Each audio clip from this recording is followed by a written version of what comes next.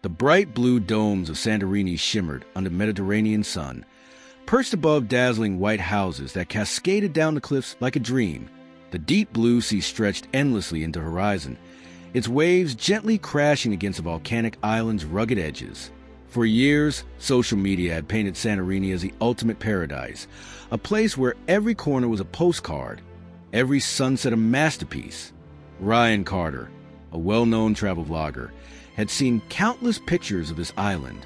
He had scrolled through Instagram, watching influencers pose in flowing dresses, wine glasses in hand, basking in the golden glow of the setting sun. The captions were always the same: Santorini, heaven on earth. But Ryan had one rule: never believe the hype until you see it for yourself. As his ferry pulled into the harbor, the scene was chaotic. Tourists pushed past each other, dragging suitcases over the cobbled streets. Vendors shouted in multiple languages, offering overpriced taxi rides and boat tours. The heat was relentless, far more intense than it looked in the dreamy Instagram reels. Ryan wiped sweat from his forehead and grabbed his backpack. "Welcome to paradise," he muttered to himself, stepping onto the dock. The first few hours were exactly what he expected. The whitewashed buildings of OIA, the most famous town in Santorini, were breathtaking. The streets were narrow and winding, leading to stunning viewpoints that overlooked the Aegean Sea. He filmed everything: blue domed churches, luxury villas, and the famous sunset spot where tourists gather like pilgrims, cameras in hand. But something felt off as Ryan wandered through the alleys. He started noticing things that didn't quite match the picture-perfect image he had seen online. The crowds were overwhelming, making it nearly impossible to enjoy the views without someone bumping into him. Many of the charming houses were actually just photo sets, tiny facades designed purely for tourists to take pictures. Even the famous infinity pools in the cliffside hotels, most were closed off to non-guests unless they were willing to pay a small fortune for a single drink. It was all curated, manufactured, a stage built for social media. Disappointed, Ryan decided to get away from the tourist-heavy spots. He asked a local shopkeeper if there were any hidden places worth exploring, somewhere authentic, untouched by commercialization. The old man hesitated before finally speaking.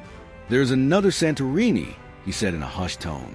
"Not the one you see in pictures, but it is not for tourists." Ryan's curiosity sparked. "What do you mean?" The shopkeeper glanced around nervously before slipping a small folded map into Ryan's hand. "Follow this path after sunset, but be careful. Some places are forgotten for a reason."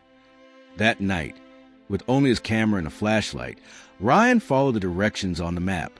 The further he walked, the fewer people he saw. The well-lit streets of OIA faded into darkness as he ventured beyond the main town, past abandoned windmills and crumbling stone walls. The air grew colder, and the silence was deafening. Then he saw it.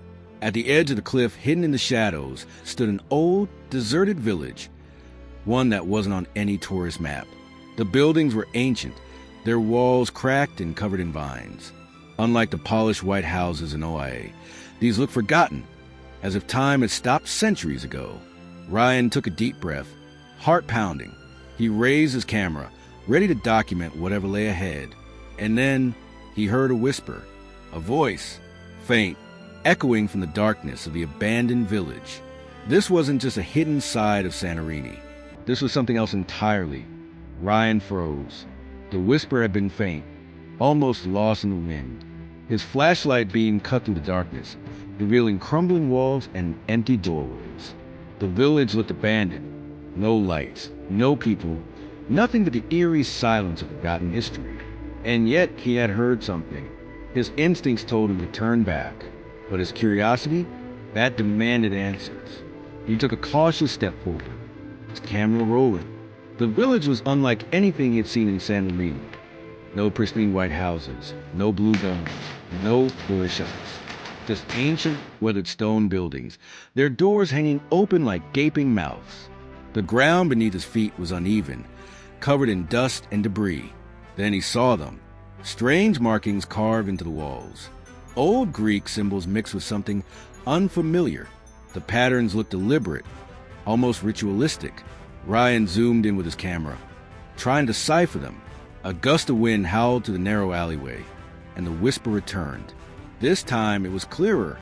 Not Greek, not English, but something old. Something that didn't belong. Ryan's pulse quickened. Was someone here? Was his village really abandoned? He moved deeper into the ruins, passing what looked like an ancient church. The doors were slightly ajar. Slowly, cautiously, he pushed them open. Inside, the air was thick with dust. Faded paintings of saints covered the walls, their eyes hollow and watchful. But what caught his attention was the altar. It was different, darker, not made of marble or stone like typical churches, but of something rougher, more primitive. Symbols were carved into it, the same ones he had seen outside. Then his flashlight flickered. Ryan smacked it, but the beam sputtered, casting shadows that twisted unnaturally. A deep, sinking feeling settled in his gut. He wasn't alone. A sudden thud echoed behind him. Ryan spun around, his breath caught in his throat. The church doors, which had been opened just moments ago, were now shut. His heartbeat pounded in his ears. Slowly, he reached for the handle and pushed. It didn't budge. Someone, or something, had locked him in. The whisper returned, louder this time. It wasn't the wind. It wasn't his imagination. It was real, and it was coming from the altar. Ryan stepped back, gripping his camera as if it could protect him. He knew he had made a mistake. This wasn't just some forgotten village. This was a place no one was meant to find. He turned to the nearest window, ready to break through if he had to.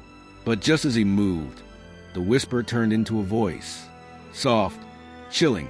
You shouldn't have come here. Ryan bolted. He lunged to the window, smashing through the rotted wooden frame. Glass and dust exploded around him as he hit the ground outside. Scrambling to his feet, he sprinted through the village, heart hammering in his chest. The whispering didn't stop. It followed him. It grew louder, closer. Ryan didn't dare look back. He ran until he reached the edge of the ruins, until the warm glow of Santorini's main town was visible in the distance. Only then did he stop, gasping for breath, hands trembling. As he looked back, the abandoned village stood silent once more. No movement, no voices. Had he imagined it? He checked his camera. The footage was still rolling. His hands shook as he rewound it, scanning the last few moments in the church. Then he saw it. In the last frame, just before he had jumped through the window, a shadow, not his, not human, something standing by the altar, watching him. Ryan's breath hitched. He shut off the camera and turned away. Santorini was beautiful. Yes, a paradise for tourists, a dream for Instagram. But there was another Santorini, one that wasn't meant to be seen, and he had seen too much.